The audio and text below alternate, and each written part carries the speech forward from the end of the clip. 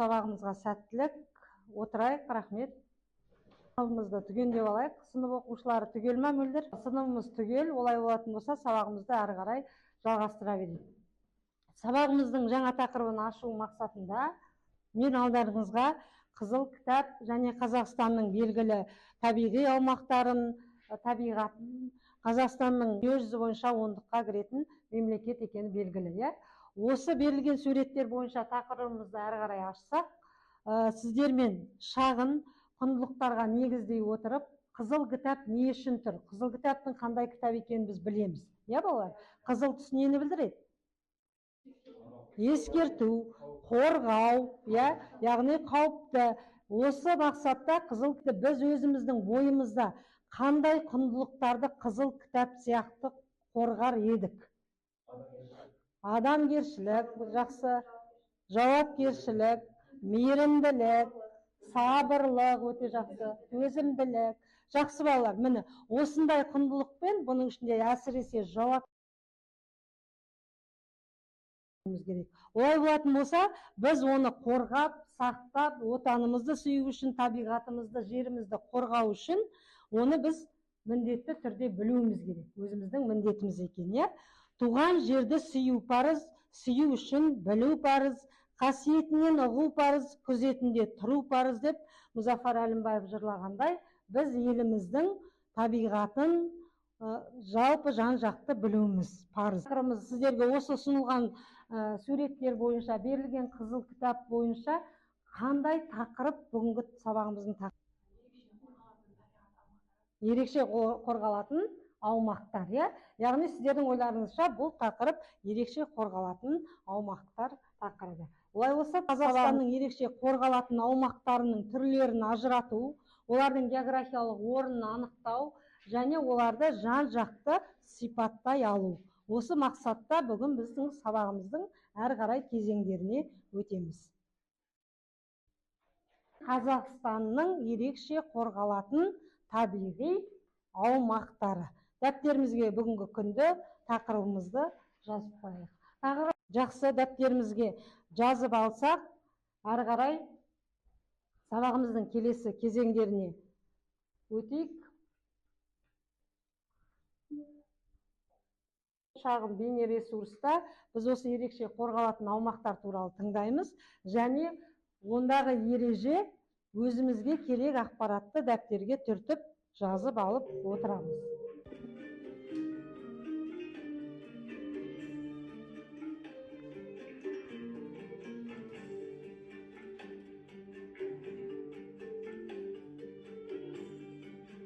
Яғни инфографика әдісі бойынша қысқаша осы ерекше қорғалатын аумақтарға талдау жасаймыз. Жаңа видеоресурстан да көрдіңіздер, оқулық мәтінінде пайдаланамыз. Балалар, жалпы бізде ерекше қорғалатын аумақтар қорық, қорықша, ұлттық саябақ, табиғи резерват, қорық аймағы, табиғи ескерткіштер. Бұл жерде қаумал деп тұрғанымыз сіздердің оқулықтарыңызда қорықша, кейінгі атау ол қаумал деп аталады. Енді инфография дегенімізді біз білеміз, неғұрлым оған сурет, карта, тағы да басқа ақпараттарды қосып, қысқаша сол ерекше қорғалатын аумақ түрінде дайын флипчартқа дайын үлгісін жасап шығу. Бұл жерде балалар қамтылу керек ақпараттар мына көрсетілген тапсырманың барысында, яғни аумақтың атауы, орналасуы, құрылған жылы, қорғауға алынған қандай нысандар бар, ол қайда орналасқан деген сияқты барлық сол ерекше қорғалатын аумаққа тиесілі барлық ақпаратты сол бір флипчартқа енгізуіміз керек. Соны инфография деп атаймыз. Олай болатын болса, бірінші топ сіздерге қорық, ерекше қорғалатын қорықтар бойынша кез келген қорықты таңдау бойынша таңдап алып, осы инфографияны құрасыздар. Екінші топ сіздерге ұлттық саябақ, үшінші топ сіздерге қорықшалар беріледі. Бұған құрудағы ереже қағаз флипчартқа құруларыңызға да болады, немесе өздеріңіздің смартфондарыңызды пайдаланып, жасанды интеллектіні қолдануларыңызға, интернет арқылы ақпарат алуларыңызға, алдарыңыздағы атлас картадан ақпарат ала отырып, осы жұмысты 3 минуттың ішінде жасап шығуымыз керек. Мен уақыт аяқталған кезде айтам, сіздер шағын топты бір-бірімізге қарама-қарсы отырып құрамыз. яғни арттағы оқушыға бұрыла қаламыз. Бір-бірімізге кедергі жасамай. Картаны шығамыз. Тоқтамыз. Бұрыламыз, аяулым бұрыламыз. Шағын топ жасай қаламыз. Өзіңіздегі дайын.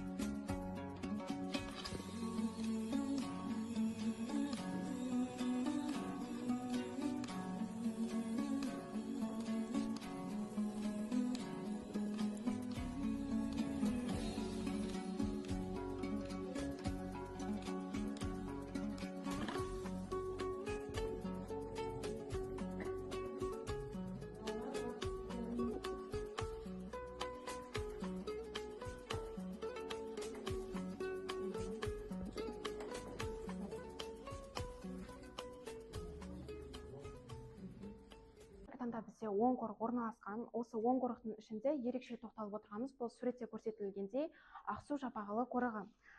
Ақсу Жабағылы қорығы бұл Түркістан және де Жамбыл облыстарында орналасқан. Нақтырақ айтатын болсақ, Тянь-Шаньнің 1300 және де 4200 метр аралықтарындағы деңгейде орналасқан. 1926 жылы 3 шілде күні ұйымдастырылған. Ауданы 131.934 гектарға тең. Осы біз Ақсу Жабағылы қорығының табиғатын тоқтайтын болсақ, ол жерде өсімдіктерден ағаш тәрізді арша, бадам бұтасы, жабайы жүзім, жабайы алма, және бүркіт, қарақұтан, бозторғай. Біздің Қазақстан ұлттық саябақтарда таңдағанымыз ол Баянауыл саябағы. Қазақстанда қазіргі уақытта 14 ұлттық саябақ ұйымдастырылған. Оның ең алғашқысы ұлттық саябағы Баянауыл саябағы болып табылады. Оның ұйымдастырылған жылы, яғни ашылған жылы 1985 жыл. Оның ауданы 68453 гектар. Оның орналасуы Павлодар облысы, Баянауыл ауданы. Ол жерде мекендейтін Қазақстандағы ең көрікті демалыс аймақтардың бірі болып табылады. Ерейментау қорықшасы. Оның орналасқан орны Ақмола облысы, Ерейментау ауданы, Ерейментау таулы алқабы. Құрылған жылы 1986 жыл. Кезеңі балалар. Алдымызда картамызды ашамыз, Атластан қорықтар картасын ашып қоямыз. Сол картаға сәйкес қазір тақтаға келіп отырып, сол қорықтарды сәйкестендіресіздер, және оның жылын, қай облысқа тиесілі екен географиялық орын атап кетіп отырасыздар. Ал бұл сәйкестендіру тест жұмысымызды бастайық. Бұл жерде жаңа өздеріңіз атап кеткен 10 қорық берілген. Осы 10 қорықты өз орнына орналастыра отырып ақпарат береміз. Ал бір-біртіндеп шыға бастайық. Кім шығам дейді? Ал зере келе ғой. Өзіңіз таңдаған қорықты орнына орналастырып, сол туралы қысқаша ақпарат айтып кетесіз. Айтып тұрамыз. Алматы қорығы. Оңтүстік Қазақстанда ашылған болады. Жақсы. Ал кім келем дейді? Динар келе ғой.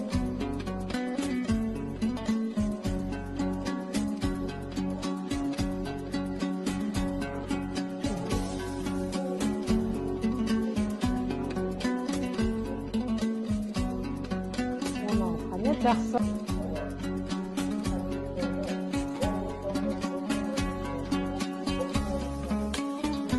Өте жақсы.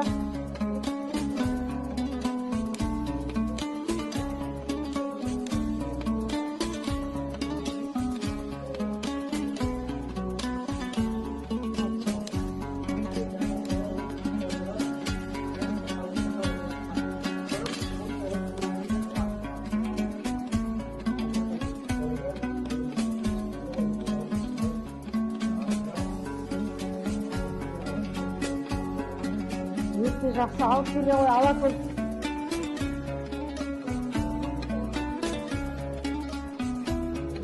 Жақсы, рахмет. Балалар міне оң қорықта географиялық орнына сәйкес орналастырдық. Иә?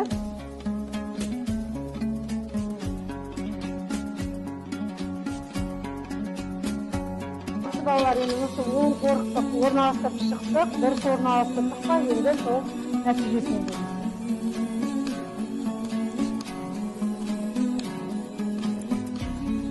өте тамаша, яғни оң қорықтың географиялық орнын өте дұрыс орналастырып шықтық.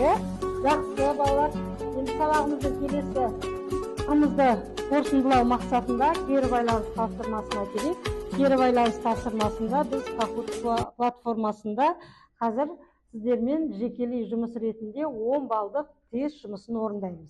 Яғни осы берілген QR арқылы кіреміз, содан кейін әркім өз жекелей тест жұмысын орындап, нәтижесін қорытындысында кім жетістікке жеткенін бағалайтын боламыз балдық жүйеде. Және бұл жерде ескеретін нәрсе тек дұрыс жауабын ғана табу емес, бұл жерде уақытты үнемдеу керек. Кім уақытты үнемдеп және дұрыс жауабын берген, сол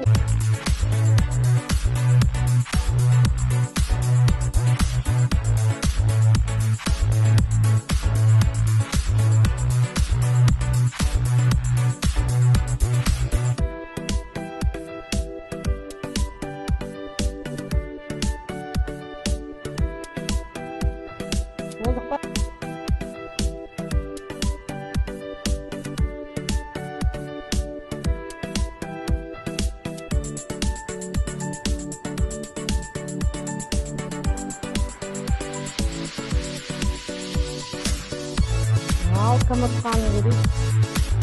Үшінші орын Алиаскар, Алина екінші орын, бірінші орын Мөлдір. Жарайсың, Мөлдір.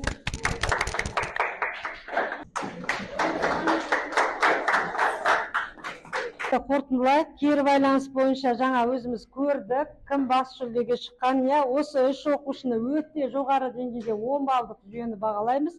Қалған 7 оқушы сол жерде кесте арқылы көрініп тұрады.